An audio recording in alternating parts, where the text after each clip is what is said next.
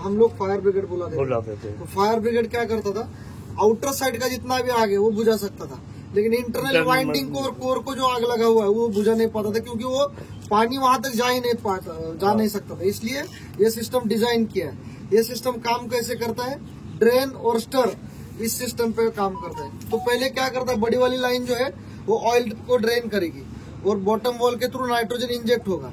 Nitrogen जैसे bottom wall के through inject होगा वो हीट को रिड्यूस करने का काम करेगा। नाइट्रोजन मतलब बॉटम वॉल के थ्रू नाइट्रोजन रिड्यूस अंदर जाएगा, इंसर्ट होगा, ऑयल को स्टर करेगा। बॉटम में ठंडा होगा ऑयल, टॉप में जाएगा, टॉप में जो गर्म ऑयल है उसको बॉटम में लेके आएगा। अब ये क्यों आया, इससे आग कैसे कंट्रोल में आता है, तो आपको पता होगा आग को कट ऑफ करने की, आग लगने के लिए 3 चीजें चाहिए, एक है ऑक्सीजन, फ्यूल, तीसरा हीट। इन तीनों में से किसी एक के ऊपर भी हम लोग कंट्रोल करते हैं तो आग के ऊपर कंट्रोल कर सकते हैं। तो इस सिस्टम के थ्रू हम लोग क्या कर रहे हैं, जो टेम्परेचर बढ़ रहा है उसमें टैंक के अंदर, उसको रिड्यूस करने का काम करेगा। ऑयल ऊपर, ठंडा ऑयल ऊपर लेके आ रहे हैं। किसके थ्रू कर रहे हैं, नाइट्रोजन के थ्रू। हाँ, तो धीरे धीरे क्या होगा, जैसे नाइट्रोजन इंजेक्ट होगा वो टेम्परेचर को कम करेगा और एक लेयर बनाएगा टैंक के अंदर, ठंडी लेयर बनाएगा। तो टेम्परेचर जैसे रिड्यूस हो जाएगा, आग ऑटोमेटिकली कम हो जाएगा। तो बड़ी वाली लाइन क्या करेगी, ऑयल ड्रेन करेगी, छोटी वाली नाइट्रोजन इंजेक्ट करेगी। लेकिन ये होगा कैसे, तो हमने क्या किया है, आपके रिले पैनल से 4 पोटेंशियल फ्री या नो कॉन्टेक्ट लिया है। कौन कौन सा, डिफरेंशियल रिले, एक डिफरेंशियल, पीआरवी, बकोल, मास्टर। इन चारों कॉन्टेक्ट के थ्रू एक लॉजिक बना है। ये लॉजिक के थ्रू ये सिस्टम ऑपरेट होगा। तो क्या है लॉजिक इसका, एक है प्रिवेंशन मोड, दूसरा है रिमोट इलेक्ट्रिकल मोड, तीसरा है प्रिवेंशन मोड, दूसरा है एक्सटिंक्शन मोड, तीसरा है remote electrical mode. Prevention mode में इसका लॉजिक रहेगा डिफरेंशियल रिले, उसके साथ में पीआरवी या बकोल, दोनों में से कोई भी एक, और मास्टर ट्री। ये 3 रिले जब ऑपरेट हो जाएगी तो ये सिस्टम ऑपरेट होगा। सिस्टम ऑपरेट होता है मतलब यहाँ पे क्या होता है, तो आपका मेन ट्रांसफार्मर का मेन टैंक का ऑयल कंटिन्यूस यहाँ तक रहेगा। ये पाइप और ये पाइप दोनों सेपरेट है, इन दोनों के बीच में एक वॉल लगा हुआ है। उस वॉल को क्लोज करने का काम ये हैंडल ने किया है, और ये हैंडल को होल्ड करने का काम ये वेट लीवर ने किया, और वेट लीवर को लॉक करने का काम किया। यहाँ पे एक सोलोनाइट स्विच लगा हुआ है, वो सोलोनाइट स्विच ने यहाँ इस साइड से दिखेगा आपको, येलो कलर का है।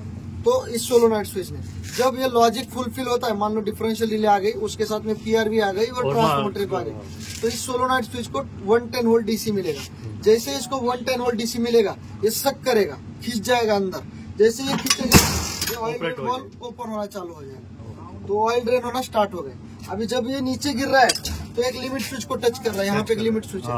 तो ये लिमिट स्विच क्या करेगा, ये Y02 मतलब नाइट्रोजन इंजेक्शन का जो सोलोनाइड है उसको कमांड देगा।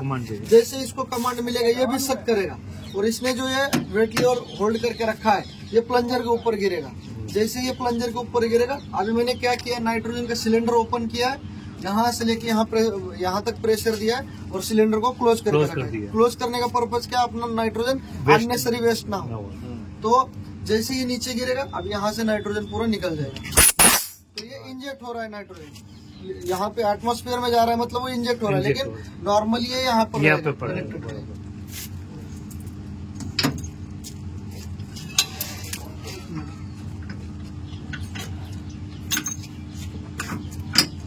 सेम तीनों जो लॉजिक बताया आपको मैंने, प्रिवेंशन, एक्सटिंक्शन और रिमोट इलेक्ट्रिकल मोड, तीनों में सेम प्रोसीजर होगा, सेम करेगा। पहले ऑयल ड्रेन होगा, बाद में नाइट्रोजन इंजेक्ट होगा। अभी आपको यहाँ पर क्या क्या लगा है, आपको क्या क्या रेगुलरली या फिर वीकली नोट करना है, ये चीज बताओ। ये है नाइट्रोजन का सिलेंडर, ये इसका रेगुलेटर है। रेगुलेटर में ये मैनोमीटर है P01 और P02 जो है आउटपुट प्रेशर है। तो अभी ये सिलेंडर क्लोज है। नॉर्मली टाइम पे जब ये सर्विस में रहेगा सिस्टम, तो एक सिलेंडर कंटिन्यू ओपन रहेगा, ऐसे ये ऐसे ओपन रहेगा, मतलब एंटी क्लॉकवाइज ओपन होगा, क्लॉकवाइज क्लोज होगा। तो ये अभी यहाँ पर प्रेशर बता रहा है, ऊपर का जो निडल है वो 140 पे है। अभी ठंड का थोड़ा सा मौसम है इसलिए थोड़ा सा प्रेशर कम दिखाएगा, लेकिन जैसे गर्मी ज्यादा, जितना ज्यादा ठंड रहेगा उतना प्रेशर कम दिखाएगा। 130 तक भी जा सकता है, 120 तक भी जा सकता है, लेकिन जैसे जितना ज्यादा गर्मी पड़ेगा 150 के ऊपर भी जाएगा। तो अभी 140 प्रेशर बता रहा है। तो ये P01 का प्रेशर इम्पोर्टेंट है आपके लिए, देखते रहना। तो ये कितना मिनिमम अगर ये 100 पे आएगा तो अंदर इंडिकेशन आएगा सिलेंडर प्रेशर लो का। इसको मैंने यहाँ पे सेट करके रखा है, आप इसको ज्यादा भी सेट कर सकते हो, एक की दिया है उसके लिए, आप उसको 110 कर सकते हो, 120 पे भी सेट कर सकते हो।